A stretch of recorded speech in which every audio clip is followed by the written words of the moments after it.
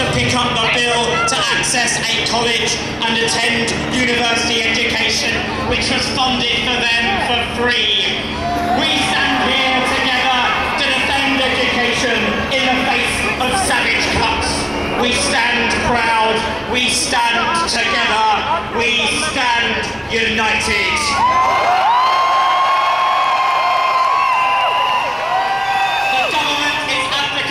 Responsibility to fund the education and skills provision we desperately need. Just as every other developed and civilised country is investing in its future, we have pulled back the drawbridge on generations that will follow us. They are imposing barbaric cuts that would brutalise our colleges and universities, and they are turning the clock back to a day when only the elites could afford to progress into colleges and universities.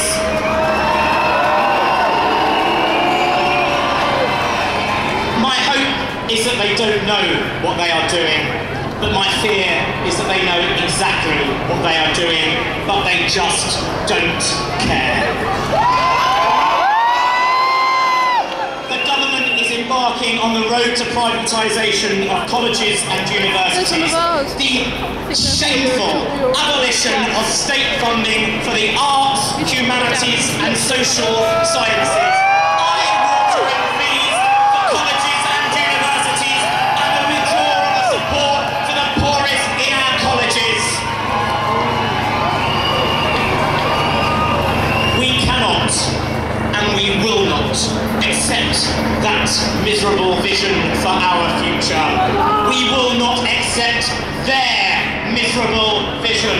The government's short-sighted and self-defeating cuts to colleges and universities must be resisted, and that resistance begins now.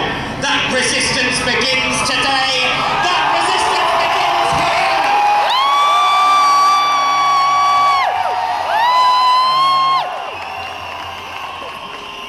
We will fight back against attempts to dismantle the funded education we need for our economic recovery. We will fight back against attempts to dismantle the funded education we need to enrich our culture, and we will fight back against attempts to dismantle the funded education we need for social mobility. They deny the public value of our education and seek instead to force the next generation to pick up the bill. I tell you now, we will not pay for others' mistakes. We will not pay for a crisis that we did not cause. I tell you now, it is not us who will pay, it is them. We will make them pay.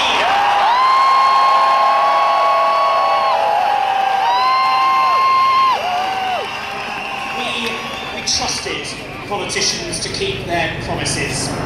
We saw earlier, and Nick Clegg told us at the general election, no more broken promises. I agreed with Nick, but where is he now?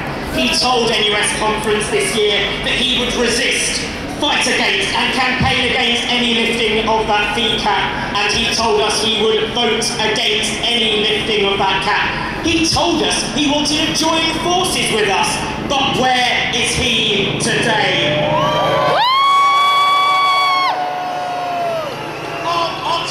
I'll tell you where he is. He's on the government benches down the road defending the tripling of tuition fees that he promised to abolish. He defended the scrapping of the education maintenance allowance that he said he would keep. He is defending cuts to colleges and universities that he said he'd opposed. The broken promises fall thick and fast, but the consequences fall on the shoulders of the next generation. But we are here today to tell politicians that we will no longer accept broken promises. We will not tolerate their broken promises.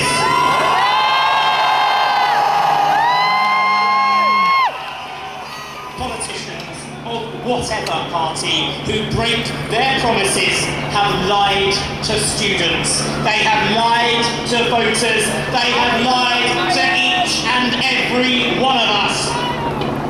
And we will not accept it. Where they break their promises, we from next week will to recall, and we will petition them to be recalled and to face the voters.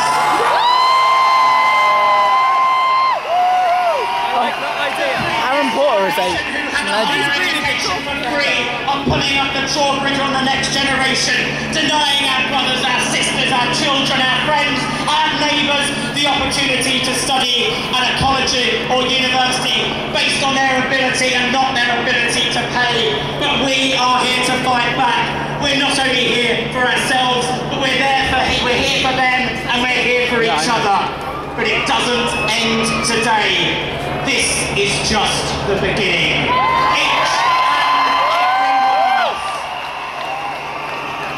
Each and every one of us must go back to our homes and prepare to organise.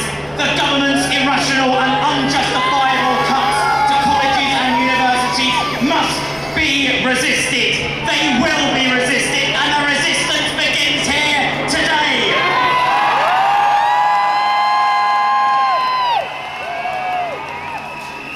Our future is at stake, and this is the biggest battle of our lives.